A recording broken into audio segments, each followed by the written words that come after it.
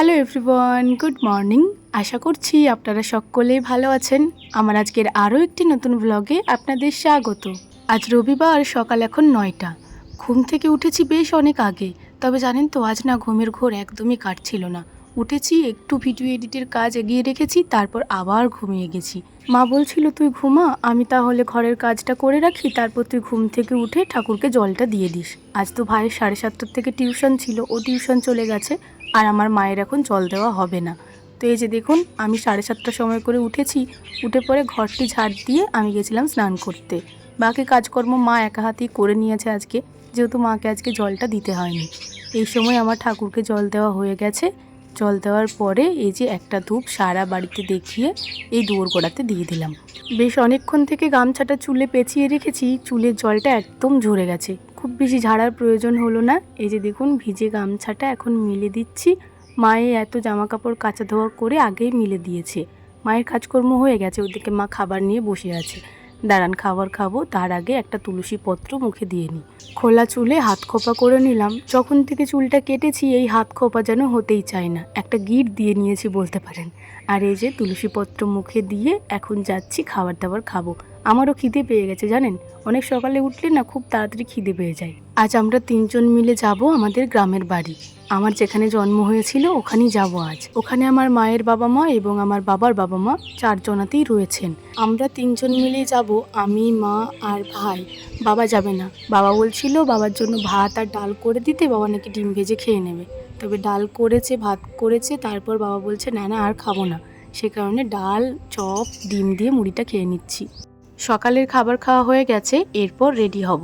তবে তার আগে চলুন আপনাদেরকে আগের দিন কি কি কিনে নিয়ে এলাম সেটা একবার দেখাই। শাশুড়ি মা 2টো ব্লাউজ আনতে বলেছিল, তো এই যে দেখুন 2টো ব্লাউজ নিয়েছি। মায়ের এই খয়েরি কালারটা ভীষণ পছন্দ হয়, তো এই খয়েরি কালারের নিয়েছি।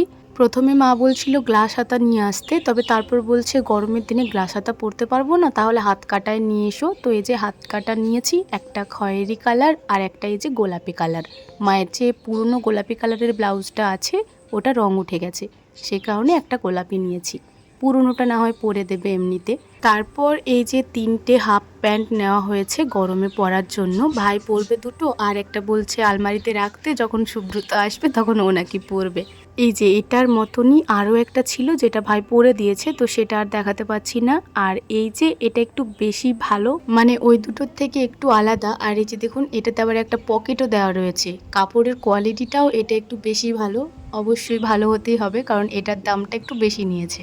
কাপড়টার সাথে সাথে এই যে প্যান্টের ওপরে যে ছাপটা, এটাও আমার ভীষণ ভালো লেগেছে। আপনাদের কেমন লেগেছে জানাবেন। আর নিয়েছি 2টো 3/4 প্যান্ট, একটা লাল রঙের আর একটা কালো সাদা মিক্স করে রয়েছে। তো এই যে দেখুন, প্রথমে লাল রঙেরটা দেখাচ্ছি। এটা একটু কম দাম নিয়েছে, মানে এটা ওই 100 টাকা মতো নিয়েছে। এটার মধ্যে কোনো ওই যে এক্সট্রা গার্ডার দেওয়া থাকে একটা, ওটা নেই। তবে প্যান্টটা বেশ ভালো। বাবার বাড়িতে থাকতেই এগুলো পরবো, শ্বশুরবাড়ি আর নিয়ে যাব না। যে কটা দিন থাকবো গরমে সে কটা দিন পরবো। আর এই যে একটা কালোতে সাদাতে গোলাপিতে ছাপ ছাপ, এই প্যান্টটা আমার বেশি ভালো লেগেছে কারণ এটার ছাপটা দেখতে ভীষণ ভালো লাগছে। এটারও কোনো রকম এক্সট্রা দড়িটা নেই আর কি, তবে গার্ডারটা ভীষণ ভালো। গরমের দিনে এই 3/4 প্যান্টের সাথে গেঞ্জি ভীষণ ভালো লাগবে, কারণ নাইটির সাথে না আবার এক্সট্রা করে শাওয়া পরতে গেলে তখন গরমটা সে বেড়েই যায়। সেক্ষেত্রে এগুলো পরলে বেশ ভালো, তবে শ্বশুরবাড়িতে তো পরতে পারবো না, বাবার বাড়িতে পরবো। আর মা নিয়েছে 2টো নাইটি। এই যে একটা হচ্ছে খয়েরি কালার, এটার মধ্যে হালকা হালকা ছাপ দেওয়া আছে, একটা আবার দড়ি বেরিয়েছিল, ভাবলাম ছিঁড়ে গেল নাকি, না না ওটা একটা এক্সট্রা সুতো, ছিঁড়ে ফেললাম। আর এই যে দেখুন, নাইটিটার কিন্তু মাঝ বরাবর সেরকম ডিজাইন নেই, বড় বড় কয়েকটা পাতা রয়েছে আর দুই পাশে ছোট ছোট ফুল পাতা। বেশ ভালো লাগছে কিন্তু নাইটিটা দেখতে। আর একটা নিয়েছে একদম সিম্পল আর খুবই হালকা রঙের। গরমের দিনে এই হালকা রঙের নাইটিগুলো পরতে ভীষণ কমফর্টেবল লাগে, তো মাকে বললাম মা এই রঙের একটা নাও। এটাও দুপাশেরই একটু ডিজাইন রয়েছে, মাঝটা কিন্তু একদম ফাঁকা বললেই চলে। কয়েকদিন আগেই আমি লাল সাদাতে একটা নাইটি নিয়েছিলাম, দোকানে গিয়ে আমি ভুলেই গেছি সেটা। আবার দেখুন এই লাল রঙটাই আমার পছন্দ হয়েছে, কিনে নিয়ে চলে এসেছি। এটা কিন্তু গোল গলা নয়, এই যে কি বলে এলান কাট না কি বলে, সামনের দিকে বোতাম রয়েছে। নাইটিটার চাপটা বেশ ভালো লাগছে। মা বলছে কি হয়েছে, 2টো হয়েছে তো, একটা পরবি আর একটা রেখে দিবি। তো এই যে এটা না হয় রেখেই দেবো, আর নেওয়া হয়েছে একটা বিছানার চাদর। প্রথমে তো ভাবা হয়েছিল দুটোই নেবে, তবে জানেন তো এইরকম ছাপের আর ছিল না, কেমন জানি কার্টুন কার্টুন ছিল। সে কারণে মাকে বললাম একটাই নাও, আর একটা না হয় পরে নেবে। বিছানার চাদরটা আর খুব ভালো করে দেখালাম না, যেদিন পাতবো সেদিন তো দেখতেই পাবেন। আর এই যে দেখুন মিষ্টুর জন্য একটা ছাতা নেওয়া হয়েছে, সিম্পল ছাতা, খুব বেশি দাম নেয়নি, 100 টাকা নিয়েছে। ওর মা আনতে দিয়েছিল, স্কুল যাবে তো রোদে গরমে সে কারণে। আর মা নিয়েছে একটা স্টুল, এই স্টুলটার আবার 5টা পা রয়েছে, যে দেখুন এগুলো ভীষণ কমফোর্টেবল হয়, বসে বসে বাসন মাজার জন্যই মা এটা নিয়েছে, বেশ ভালো। কিন্তু এটা ওই 100 টাকা মতোই নিয়েছে।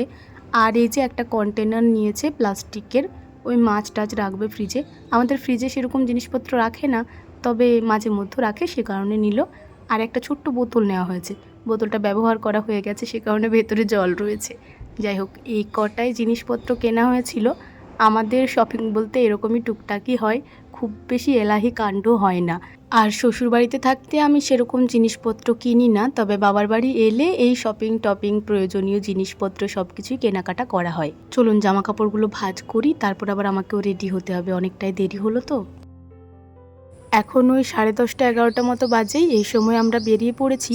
এত গরমে আর শাড়ি পরতে পারলাম না। আর সত্যি বলতে আমি এতবার গেছি, কখনো আমি শাড়ি পরে যাইনি। আমার হাজব্যান্ডের সাথে যখন যাই তখন শাড়ি পরে যাই। যাই হোক, মাও ওদিকে রেডি। মার্কেটে একবার আমরা দাঁড়িয়েছি, মা এই যে পান নেবে বলছে। তো এই ভাইয়ের কাছে ওই পানটা নেয় প্রত্যেকবার, ইনি অনেকগুলো করে দেয় আর কি। তো মা এখানে পানটা নিয়ে নিচ্ছে। দাঁড়ান ততক্ষণকে একবার দেখায় আমাদের বড়জোড়া মার্কেটটা, মানে সবজি মার্কেটটা। এই যে এই জায়গাটা রাত্রেবেলায় একদম শুনশান থাকে, সকালবেলাতে কিন্তু জনমানবে পরিপূর্ণ। দেখতেই পাচ্ছেন কত মানুষজন রয়েছে। আগে জানেন তো এই ওপরের ছাদটা ছিল না, তখন কিন্তু ওই ত্রিপল খাঁচিয়ে খাঁচিয়ে সকলে বসতো। তবে এই যে ছাদটি করে দেওয়ার পর থেকে এনাদের কিন্তু ভীষণ সুবিধা হয়েছে। আর সত্যি বলতে এই ছাদটা করে দেওয়াতে জায়গাটা দেখতেও লাগছে ভারী সুন্দর। কত মানুষজন দেখুন। মাঝে মধ্যে ভাবি যত মানুষজনকে এই বড়জোড়া মার্কেটেই আছে। ভাই ওদিকে গেছে আমার বাবার মা বাবার জন্য হরলিক্স আনতে। আর এদিকে আমরা সবজি মার্কেটে রয়েছি। এখানে দেখছি বেশ সুন্দর সুন্দর ভেন্ডি রয়েছে, দামটাও খুব বেশি নয়, ওই 20 টাকা কেজি বলছে। তো মা দেখুন এদিকে ভেন্ডি কটা বেছে দিচ্ছে, আর এদিকে কিন্তু ওই কাকুটাও ভেন্ডিগুলো বেছে দিচ্ছে। দিদিমাদের বাড়িতে কিন্তু কোনো রকম সবজি চাষ হয় না, সত্যি বলতে আমাদের গ্রামে না কোনো রকম সবজি চাষ হয় না। আমার শ্বশুরবাড়িতে যেমন সব রকম সবজি টুকটাক হয়, আর সে কারণে সবজিপাতি কিনতে হয় না বললেই চলে।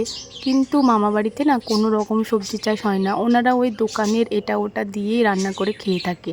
সে কারণে এই যে ভেন্ডিগুলোই নিলাম। আর মা মাছ নিয়েছে, বাড়িতে ছিল, ওই মাছ কটা নিয়েছে।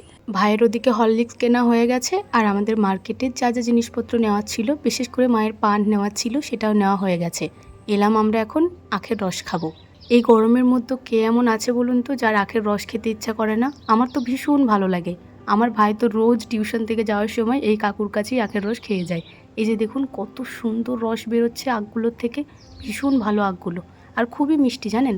আবার এই যে গ্লাসে দেওয়ার আগে অল্প করে বিট লবণ দিচ্ছে প্রথমে, আর তারপর ছেঁকে রাখা আখের রসটা গ্লাস ভর্তি করে দিচ্ছে। এই যে এই বড় বড় 1 গ্লাস আখের রসের দাম 20 টাকা। তবে আমরা একটু বেশিই খেয়েছি বলতে পারেন, মানে 30 টাকার করে খেয়েছি। টাকা দিয়েছি 20 টাকা, তবে খেয়েছি 30 টাকার। কারণ ওই যে প্রথমেই বললাম আমার ভাইকে চেনে, রোজ ভাই এখানে আখের রস খায়। তো বলছে ঠিক আছে তোমরা তাড়াতাড়ি একটু করে খাও, তারপর আবার একবার নাও। আমি কিন্তু প্রথমে হাফ গ্লাস খেয়েছিলাম, তারপর আবার আমাকে গ্লাস ভর্তি করে দিল। আর এই যে আবার খাচ্ছি, এত ভীষণ ভালো লাগছিল খেতে। আর এই সময় আমাকে দেখে আমার নিজেরই হাসি পাচ্ছে, কেমন দেখুন মোচ হয়ে গেছে আমার। আখের রস খেতে খেতে এমনটাই হয়, প্রথমের ফেনাটা থাকে না, ওই জন্য। চলুন, হয়ে গেছে খাওয়া। রসটা দারুণ ছিল। গ্লাস ফেলার জন্য একটা ট্রে ছিল, ওখানে গ্লাসগুলো ফেলে দিলাম। এরপর আমরা বেরিয়ে পড়েছি, যাবো এরপর সোজা আমাদের গ্রামে। একবার দাঁড়াবো ওই যে সামনে মিষ্টির দোকানে, ওখান থেকে দাদুর জন্য কটা মিষ্টি নেব। এই যে কালো মিষ্টি নিয়েছি কটা। চলুন এরপর টুকটুক করে গ্রামের রাস্তায় যাওয়া যাক। বড়জোড়া থেকে বেরিয়েই এই যে রাস্তাটি ভীষণ সুন্দর সারিয়েছে, আগে কিন্তু এত ভালো ছিল না, এখন ভীষণ ভালো লাগে দেখতে। আর এদিকে যাতায়াত করতেও খুব ভালো লাগে। এই যে আমাদের গ্রামের রাস্তায় চলে এসেছি, ওই যে দূরে ব্রিজ দেখা যাচ্ছে। আর এটা হচ্ছে আমাদের গ্রামের ভেতরের রাস্তা। আমাদের এখানে গৃহপালিত পশু মানে এই যে গরু পালনটা একটু বেশি করা হয়। ঘোষ ঘরে গরু না থাকলে কি মানায়? আর এটা তো পুরো গ্রামটাই হচ্ছে ঘোষেদের গ্রাম। তো এই যে দেখুন অনেক গরু টরু ছিল, একটু সময় নিয়ে ওই জায়গাটা পার হলাম। এখন যাচ্ছি দিদিমার বাড়ি। এই যে বাঁ পাশের বাড়িটি দেখছেন, এটা হচ্ছে আমার দিদিমার বাড়ি। বাইরেটা প্লাস্টার করা নেই।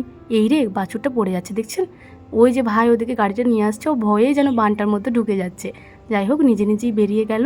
মা তো এসে এই যে গোয়ালটাতেই বসে পড়েছিল। তারপর আমরা ঘরেতে ঢুকে বেশ কিছুক্ষণ বসেছিলাম, জল খেলাম।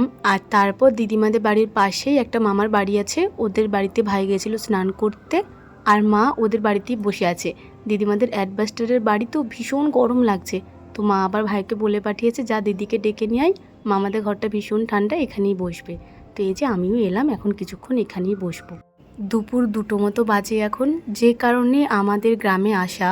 এই যে পাশের একটা মামা বাড়িতে কীর্তন করা হচ্ছে, আর ওনারাই নেমন্তন্ন করেছিল কীর্তনে আসার জন্য। আমাদের গ্রামে যাই কিছু হোক না, আমাদেরকে কিন্তু নেমন্তন্ন করে, আর আমরা কিন্তু এসেও থাকি সব সময়। এই যে দেখুন পুজো হচ্ছে, এখন হোম হচ্ছে, পুজো হয়েই গেছে, হোমটা হলেই হয়ে যাবে। আর এই যে এখানে কীর্তন করা হচ্ছে, 24 ঘন্টা এনারা কিন্তু কীর্তন করবেন, একবারও বন্ধ করবেন না। হোম হয়ে গেছে, এখন এই যে হোমের ফোঁটা সকলকে দিয়ে দিচ্ছে, আমিও নিয়ে নিয়েছি হোমের একটা টিপ। এরপর আমি ঠাকুর মন্দিরে গিয়ে প্রণামটা করে নিচ্ছি। আমি তো সেরকম পুজোর ফল টল আনিনি, ওই 20 টাকা প্রণামী দিয়ে এই যে প্রণাম করে নিলাম। সত্যি বলতে ঠাকুরের সামনে হাত জোর করে ভক্তি ভরে প্রণাম করলেই ওনারা খুশি। তো এই যে প্রণাম করা হয়ে গেছে, এখন আমরা খাবার খেতে বসবো। মন্দিরের সামনেই কিছুটা জায়গা জুড়ে এই যে তিরপল খাঁচানো হয়েছে, আর নিচেতে বস্তা পেতে দেওয়া হয়েছে। এখানেই সকলে বসে খাওয়া দাওয়া করছেন। এই যে ওপাশে কিছুজন বসেছেন, আর এপাশে আমরা বসেছি। শালপাতার উপরে এই যে দিল তরকারি, আর তারপর খিচুড়ি। আমাদেরকে খাবার দিচ্ছে আমার ভাই, আরও কিছুজন ছিল। খিচুড়ি, তরকারি, চাটনি, বোঁদে এই সব কিছুই ছিল। খাওয়া দাওয়া হয়ে গেছে, তারপর আবারও বেশ কিছুক্ষণ মামার বাড়িতে বসেছিলাম। এখন এই যে এলাম আমাদের গ্রামের যে পুরনো বাড়ি, এই বাড়িতেই কিন্তু আমার ছোটবেলা কেটেছে। ওই যে আমার দাদু, আমার বাবার বাবা। এখানে সামনের ফুল গাছগুলোতে কি সুন্দর ফুল ফুটেছে দেখুন। সত্যি বলতে গ্রামে এলে এই যে আমাদের বাড়িটা দেখে অনেক পুরনো স্মৃতি মনে পড়ে, খুব ভালো লাগে, আবার মনটাও যেন খারাপ হয়ে যায়। এই বাড়িতে এলাম মূলত ওই যে ঠাকুমাকে হরলিক্সটা দেওয়ার জন্য। কিছুটা দূরে ওই যে কলা গাছগুলি দেখছেন, ওগুলো আমাদের গাছ জানেন। দোকান দিয়ে আবার কলাও ধরেছে দেখছি। দাদুকে বলছি দাদু আমাকে এক কান্দি দিয়ে আসবে আমার শ্বশুর বাড়িতে। যাই হোক বেরিয়ে পড়েছি, যাচ্ছি আমরা বাড়ির দিকে। আজ আর আপনাদের কোনো কমেন্টের উত্তর দেওয়া হলো না, ভিডিওটি ভীষণ ছোট হয়ে গেছে। কালকের ভিডিওতে আপনাদের সকল প্রশ্নের উত্তর দেব, কেউ মন খারাপ করবেন না যেন। চলুন আজকের ভিডিওটি তাহলে এই পর্যন্তই। ভিডিওটি কেমন লাগলো অবশ্যই কমেন্টে জানাবেন, ভালো লাগলে একটি লাইক করে দেবেন এবং সাবস্ক্রাইব করে আমার ছোট্ট চ্যানেলটির পাশে থাকবেন। সবাই ভালো থাকবেন, সুস্থ থাকবেন, সাবধানে থাকবেন। দেখা হবে খুব শীঘ্রই পরের কোনো একটি ভ্লগে। আজকের মতো টাটা।